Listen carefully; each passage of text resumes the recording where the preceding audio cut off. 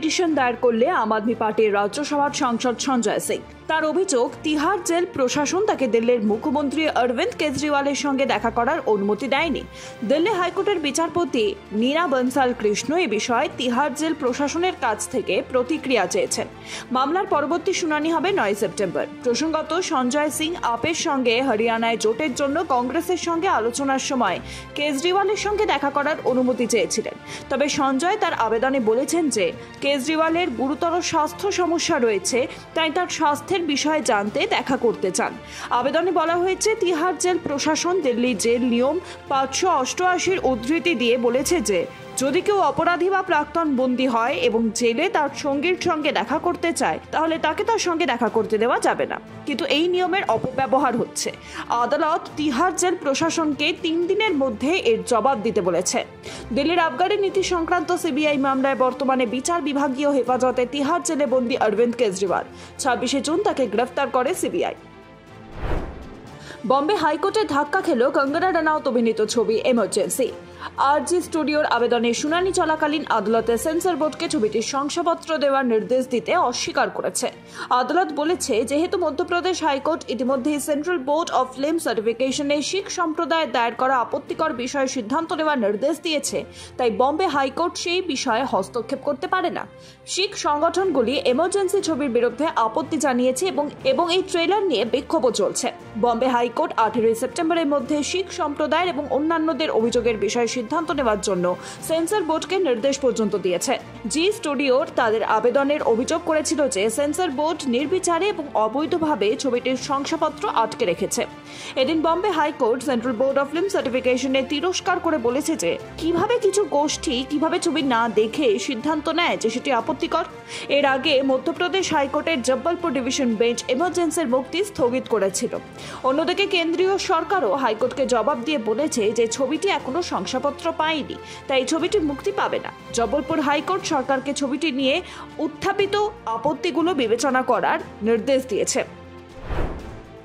আজিকর কাণ্ডের জেরে Kolkata police commissioner বিনীত গোয়েলের পদত্যাগ চেয়ে কলকাতা হাইকোর্টের দ্বারস্থ হলেন আইনজীবী অমৃতা পাণ্ডে। আইনজীবী অভিযোগ করেছেন যে মৃতার নাম প্রকাশ করে কমিশনার আইন লঙ্ঘন করেছেন, তাই তাকে পদ থেকে সরিয়ে দেওয়া উচিত। প্রধান বিচারপতি টি.এস. শিবগণানম এবং বিচারপতি হিরণময় ভট্টাচার্যের বেঞ্চে এই মামলার শুনানি করেছে। তিনি বলেন, বিষয়টি সুপ্রিম কোর্টে বিচারাধীন রয়েছে। পাশাপাশি আদালত জানিয়েছে যে কেন্দ্রীয় সরকারও এই মামলায় যোগ দেওয়ার জন্য সুপ্রিম কোর্টে একটি পিটিশন দায়ের করবে এবং সুপ্রিম কোর্টের সিদ্ধান্তের পরেই হাইকোর্ট এই বিবেচনা করবে। ইসরায়েলকে অস্ত্র সরবরাহকারী ভারতীয় সংস্থাগুলির লাইসেন্স বাতিলের জন্য সুপ্রিম কোর্টে একটি জনস্বার্থ মামলা দায়ের করা হয়েছে। আইনজীবী প্রশান্ত ভূষণের দায়ের করা আবেদনে শীর্ষ আদালতকে ইসরায়েলে অস্ত্র এবং অন্যান্য সামরিক সরঞ্জাম রপ্তানি করা ভারতীয় সংস্থাগুলির লাইসেন্স বাতিল করতে এবং নতুন লাইসেন্স না দেওয়ার জন্য কেন্দ্রকে নির্দেশ দেওয়ার আবেদন জানানো হয়েছে। পিটিশন প্রতিরক্ষা মন্ত্রককেও অন্তর্ভুক্ত করা হয়েছে।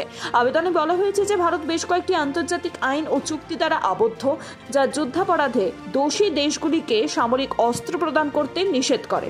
আবেদনকারীদের দাবি, ইসরায়েলের সামরিক সরঞ্জাম রপ্তানি করলে আন্তর্জাতিক মানবাধিকার আইন লঙ্ঘন করা হবে, তাই ভারতের উচিত এই ধরনের রপ্তানি থেকে বিরত থাকা। 11 জনের তরফে এই পিটিশন দায়ের করা হয়েছে। সুপ্রিম কোর্ট সাহারা গ্রুপের বিনিয়োগকারীদের টাকা ফেরত সম্পর্কিত বিরোধের একটি সমাধান খুঁজে বের করার জন্য গুরুত্বপূর্ণ নির্দেশ জারি করেছে।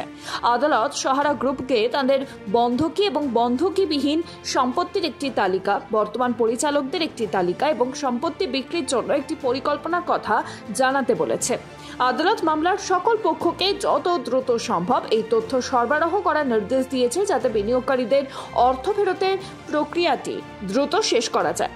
সাহারা মামলায় আদালত অবমাননার আবেদনের শুনানির সময় সুপ্রিম কোর্ট আইনজীবী বিশ্বজিৎ ভট্টাচার্যকেও তিরস্কার করেছিল। বিশ্বজিৎ ভট্টাচার্য তিনি বলেন, সেবি আদালতের অবমাননা করেছে। আমি একজন আইনজীবী, আমার কথা না শুনে মাননীয় বিচারক মামলাটি খারিজ করতে একেবারেই পারেন না। এই বিষয়ে সুপ্রিম কোর্টের তরফে বলা হয়, দয়া করে শান্ত হন, নিজের সিদ্ধান্ত নিজে নেবেন না। আপনি যদি না শোনেন তাহলে আমরা কিভাবে সিদ্ধান্ত নেব? যুক্তিযুক্ত হওয়ার চেয়ে ভারসাম্যপূর্ণ সিদ্ধান্ত নেওয়া অনেক বেশি কঠিন। আদালত সাহারা গ্রুপকে বৃহস্পতিবারের মধ্যে তাদের স্থাবর দেশীয় ও বিদেশি সম্পত্তি বিক্রির জন্য একটি পরিকল্পনা জমা দিতে বলেছে।